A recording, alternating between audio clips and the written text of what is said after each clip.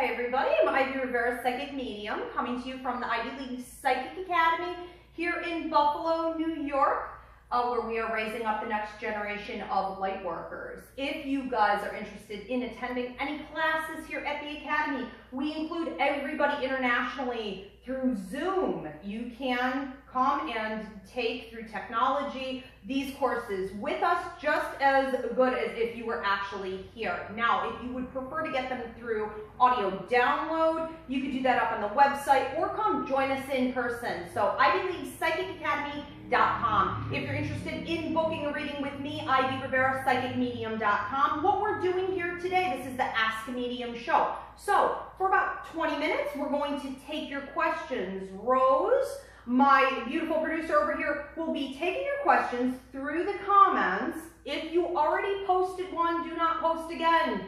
Give your neighbor a turn. If you've been posting in previous weeks, maybe give somebody else a turn. She'll be picking them first come, first serve, or whatever she sees fit.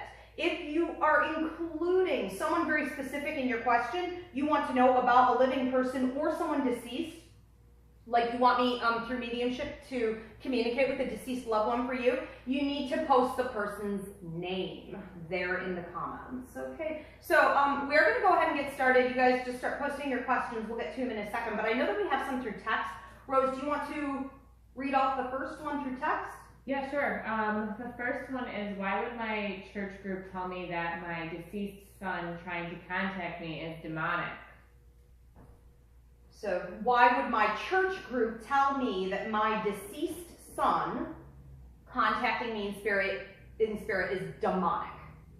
I want to say that there are a tremendous amount of very sad, grave misunderstandings going on throughout the religious community. And the concept that life after death does not exist is completely bunk. So it is a myth. What happens when someone passes away is that their energy automatically transforms into another state, but it remains the same in terms of the love, the spirit of that individual, and that individual will continue to try and communicate with their loved ones. So it is not demonic that I'm sorry your church group could not support you in the truth, and that they would actually lead you into probably more sadness and darkness. That's unfortunate, but it is not demonic whatsoever. Your son who passed away is trying to communicate with you and keep that open line going as you've always had with him. So you would want to watch for key things. He may be using objects in your environment to let you know that he's around. He may also be visiting you in dreams a lot, or he may be ringing your ears. A lot of people think that they have tinnitus. And when that happens, it's often our closest spirit loved ones trying to come through, and they like to put thoughts in our head after that. So embrace it. Know that he loves you very much. It's very natural, and it's positive. We have another one. It says, my father and I never had a relationship because he rejected me as a gay man. Do you think he still feels this way now that he has crossed? So you and your father never had a relationship because he rejected you as a gay man, and now he's passed away. Do I feel that he would still reject you as a gay man now that he has crossed? No, absolutely not. So another myth is that when we have something we believed very specifically while we were here on earth as being sinful or bad, if it's inaccurate, as is the homophobia, ideas like this, that's some type of a sin. Because it's inaccurate, when the person actually crosses over, if they decide to cross over into the light, they don't get to carry those inaccuracies with them. They have to release that. They have to face the truth, which is that there is nothing wrong or shameful about it. And in order to live in the light, they have to be willing to grow, evolve, and live in a state of love and honesty. So no, your father would no longer have that mentality. And does my coworker have a sexual attraction to me? We are both married, but I'm thinking of pursuing her. Okay. well, I don't have a name here, I see, but while I will admit that I do feel that your coworker has an attraction to you, I feel that it would be very unwise for you to pursue her if you are both married. I feel a tremendous amount of karmic kickback, and I think that if you have any genuine respect for your spouses, as well as one another, you would not toy with negative dark energy in that manner, that you would want to be respectful, ethical, moral, be honest with the partner that you're with if you choose to explore this later down the road. As a light worker, I have to tell you what would be for the highest and best for everyone, and that's the truth of the situation. Even though there is an attraction there, I will admit that. I would not I would not start a fire if I were you. Okay, and Quick questions? that's it for the private, the phone ones. But Tracy on Facebook is asking, will we buy a home soon? Okay, so Tracy wants to know, will we buy a home soon? I do feel that you could. This will, of course, fall into a free will domain, meaning you can do whatever you want. However, it feels that it's a possibility. So I want to say it is within the cards for you. It also feels like the course of the next 3 months are very strongly going to be focused on how exactly you can make this happen. And I feel really good about it the 3rd month out from now, where it's almost like things are clicking in your head, and you're saying, okay, it all makes sense now. All I have to do at this point is turn the keys and the door will open for us to go forward with this. I don't think much longer, certainly within the year. Caroline is asking, I always feel someone around. Is this my guardian? When I'm going over here with your energy, Caroline, I see a few different spirits. I see a lot of different energy in general. I do believe that the one you're feeling primarily is your guide, but you have multiple guides. The smartest thing for you, we have a class here called Meet Your Guides. It's also downloadable. I think you need to get in touch with each one of your guides individually to better understand who is trying to communicate with you, why and when. If you feel as though a spirit is watching you and it makes you uncomfortable, or you've said to the spirit, how can I help you? Why are you here? And they're not answering you, that's not the most normal thing under the sun. Could be a paranormal problem that you want to clear out. However, positive spirits, including your spirit guides, will also be there more often than even your deceased loved ones. That's what they do. They work for you. They're working with you. So I would say that you need to meditate. Spend 5 minutes even sitting in silence, close your eyes, ask for the spirit that you feel is there to come forward and tell you what they have to talk to you about. It does feel like it's a guide, primarily. Juanita wants to know, can you feel a message from my mom, Patricia Lee Stark? When I'm going over here with your mother, she makes me feel like she's trying to take a weight off your shoulders. So she says that you've been feeling weighed down, almost hunched over, and like you're overseeing everybody. I also see you keeping a lot of your focus on some male energy. That makes me feel almost like if I were hitting my head up against a brick wall, or I'm not listening. So you could be dealing some of these issues, this person not totally listening to everything that you're saying. She says that you're doing a beautiful job, and that you need to remember how beautiful you are, and you need to celebrate you a little bit more. You get very, very tied up in the details of taking care of everything, taking care of everybody, and she wants to see you stop more often. She says have almost like a cup of tea, or like a cup of coffee. Okay, sit down and just allow for some things to fall into place, because the last 2 months may have been a little bit chaotic. And she says, allow for some circumstances to fall into place. You don't have to manipulate everything. Some things will just work out on their own. She's also watching out over your finances and putting what feels to me like money in the bank for you. She loves you very much. Thank you. Okay. Shannon says, can you tell me if I will have anything new going on anytime soon, or possibly meeting somebody new? Okay, so it's sort of like 2 questions. Will I have anything new going on, or will I be meeting somebody new? Let's just focus on one of these. Meeting, I think, is I think more that's like it's like, am I do I have anything going on? Right. What's going on? Okay. Yeah. So, or how can I meet someone new? Maybe that's what that is.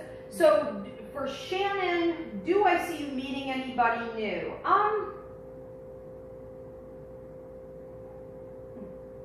What I feel is that there's a bit of a, it almost feels to me like an expectancy of disappointment.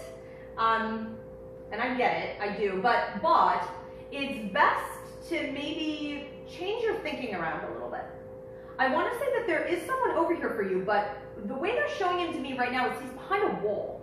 Now, anytime I see somebody behind a wall, it can mean that they're inaccessible or that there's something going on with you that you have to actually accomplish before you can gain access to this person. So my feeling behind this is that you need to change your thinking in terms of manifestation, who you actually want to be with, what you actually want to have in a partner. Don't think in terms of what I don't ever want to look at again or attract me again. But I would say even write down 15 things, put it in an envelope, put it away in a drawer, and allow that to come to you. I don't really feel like there's a ton that you need to do on your own aside from that to attract this person in. And once it's in, it feels very easy.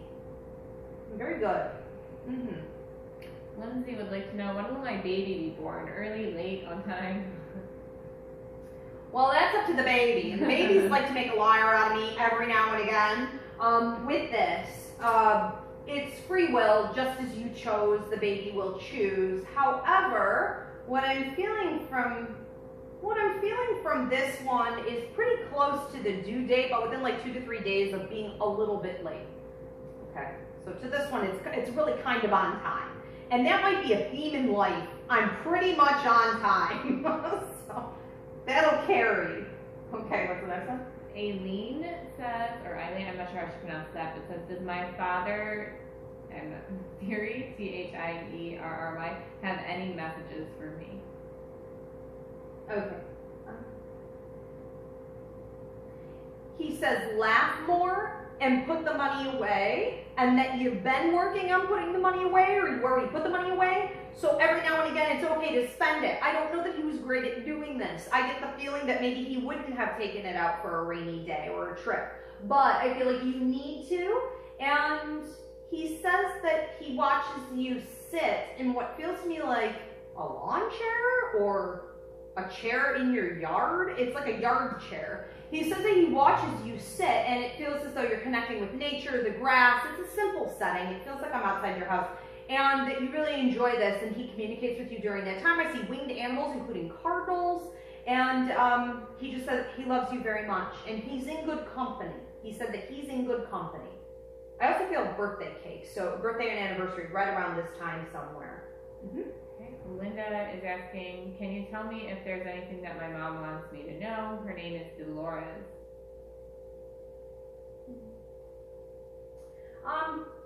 When I'm going over here with Dolores, she's talking about you clearing the attic. Now that can mean quite literally, you need to clear your attic.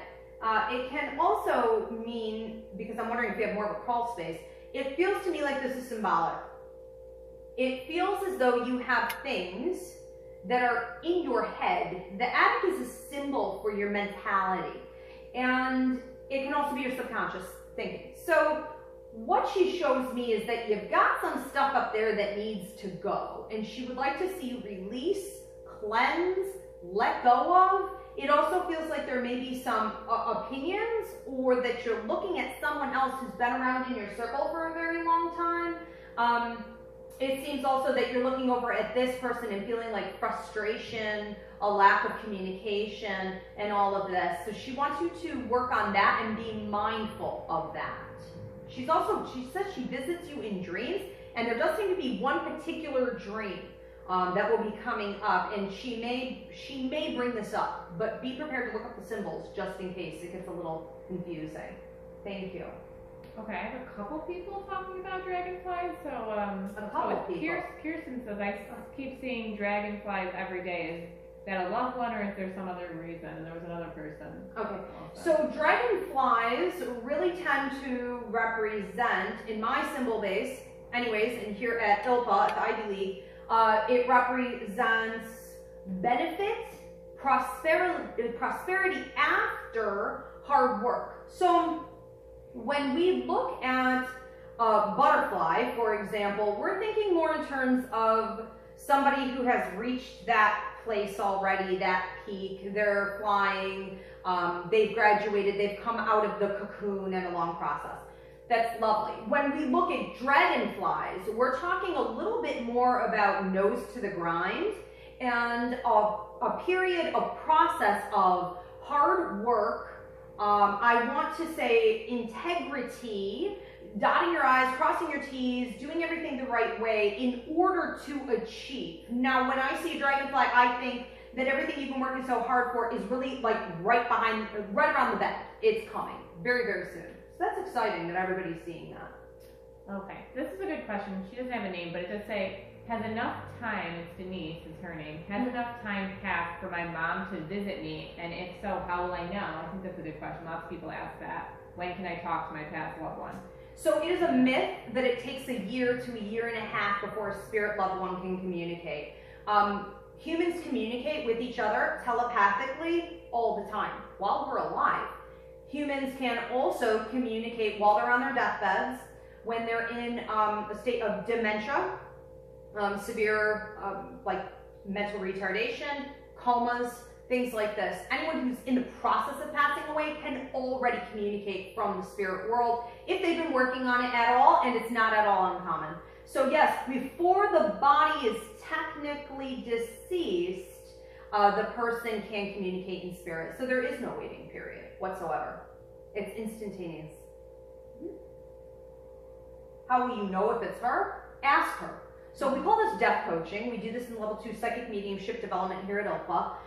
With death coaching, what you're saying to your loved one either before they pass or after they pass is, can you give me a sign? So you would say, Ma, can you please send me ladybugs? Can you send me a rainbow? Can you send me pennies from heaven? Leave me coins or feathers. Can you visit me in a dream? Can you let me know? You tell her what you want her to send you and watch for it and be grateful for it. Okay, and she'll do that.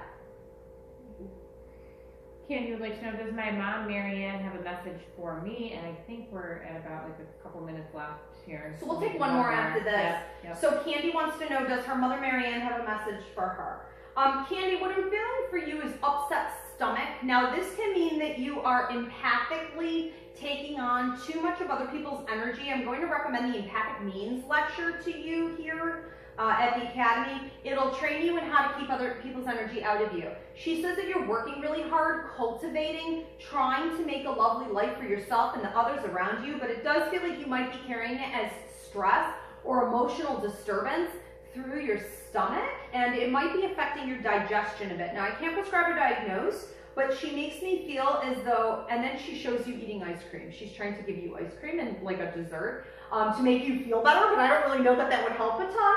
And she says that it's time for what almost feels to me like a bubble bath or a spa day or a little bit of time away, and that there's no shame in you enjoying your time away. I feel like you're trying to hold on to time. I feel like you're getting nervous about the time clock. She's trying to pull the time clock out of your hand a little bit. Okay, so free up your concern about time. Start thinking outside the box a little bit more. She loves you very much. She says all three of you. So I feel like all three of you or the three others. Love, love, love. Okay? Taylor says, my grandmother is hours away from passing. Is there anything my family should know to help us be put at ease? And her name is Helen.